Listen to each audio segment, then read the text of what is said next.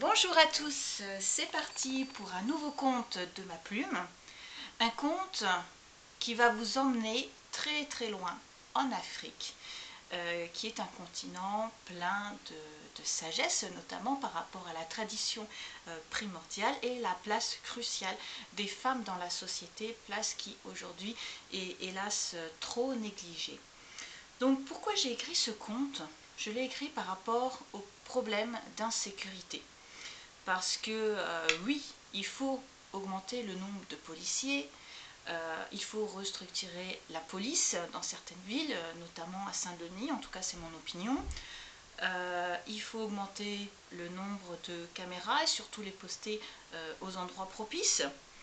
Mais vous allez voir dans ce conte qui est tiré de mon livre intitulé L'herboriste, la grande histoire de l'alchimie, jeu de mots entre alchimie et alchémia en arabe, vous allez voir dans ce conte que ce n'est pourtant pas la solution efficace. C'est-à-dire que ces choses d'augmentation de la police, des caméras, etc., il faut les faire, mais attention, ce n'est pas cela qui va résoudre le problème. Donc, c'est parti pour ce conte de la Mama, la belle Mama africaine. La Mama aux 40 gris-gris. Et ce conte est vraiment dédié aux femmes d'Afrique, mais également à toutes les femmes du monde, parce que la Mama africaine, elle porte en elle toutes les femmes du monde. À la frontière de l'Afrique blanche et de l'Afrique noire, le Nigeria est un pays financièrement pauvre, mais ô combien en poésie richissime.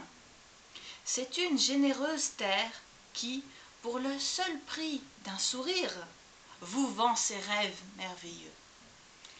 Pays le plus peuplé d'Afrique, c'est le symbole même de la vie qui grouille, et ces légendes fourmillent sous nos pieds de voyageurs solitaires. L'histoire la plus insolite de toutes est sans nul doute celle de la Mama aux 40 gris-gris. On l'a croisée souvent au fil des eaux, au creux de sa pirogue, avec ses nombreux enfants qui chahutaient et sautaient partout. Plusieurs fois déjà, ils avaient failli faire chavirer la pirogue. Mais tant que la Mama était dans la pirogue, elle ne pouvait se renverser, car le poids de la Mama, il pesait lourd. À son cou, elle portait toujours un collier duquel pendouillaient 40 gris-gris.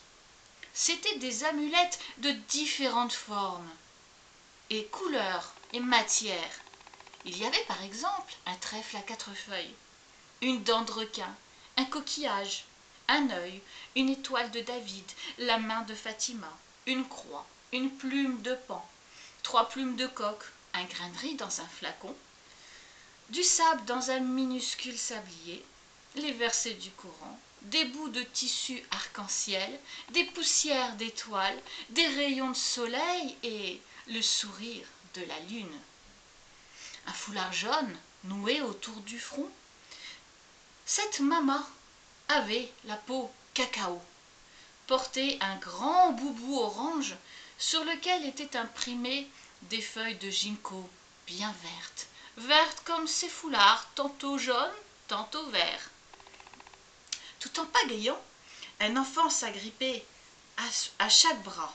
Sur son dos, elle portait un petit garçon caché, et aussi dans son ventre, où il tirait la langue en cachette. Et autour de tout ce petit monde, il y avait plein de frères et sœurs entassés dans la grande pirogue. Au total, il y avait 15 enfants. Le temps passa. Les 15 enfants de la Mama aux 40 gris-gris grandissaient très vite, mais tournaient mal, hélas. Ils ne s'intéressaient qu'à l'argent facile et au matérialisme.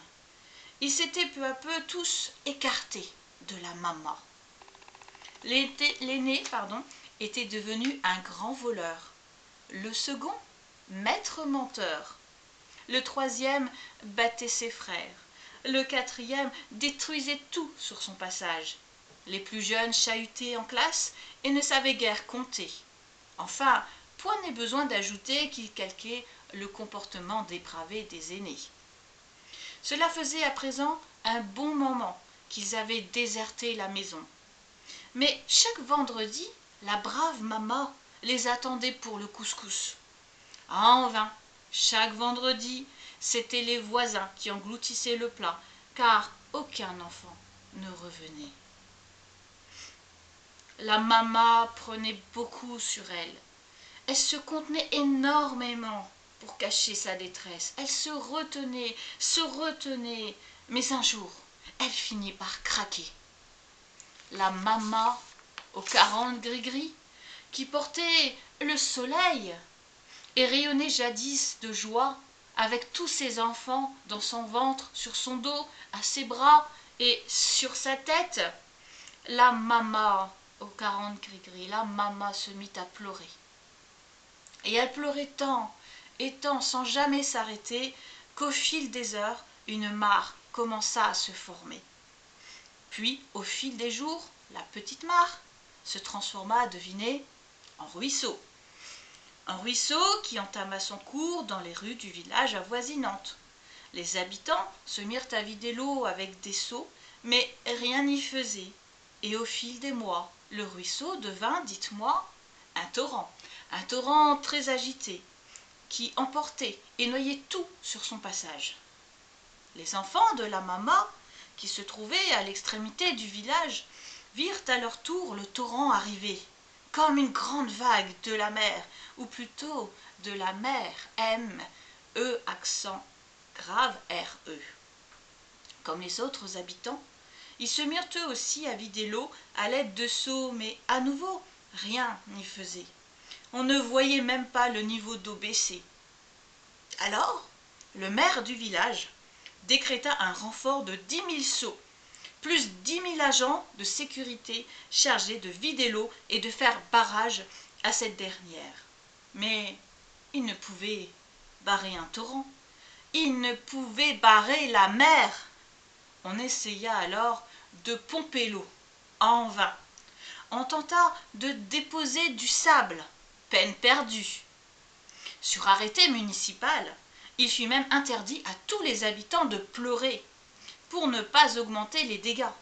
Les gens ne versèrent plus de larmes de peur d'être emmenés en prison. Sauf la maman aux 40 gris-gris, qu'on ne pouvait faire cesser de pleurer, car c'étaient des larmes d'amour. C'étaient les larmes d'une mère qui avait perdu ses enfants, et cette peine-là, nul ne peut la sécher. Alors, les enfants de la maman, qui avaient entendu dire que le torrent provenait de leur mère, décidèrent un jour d'aller la voir. Ils prirent donc la direction de la maison familiale. Et lorsque la mère vit ses 15 enfants pousser la porte, aussitôt, elle cessa de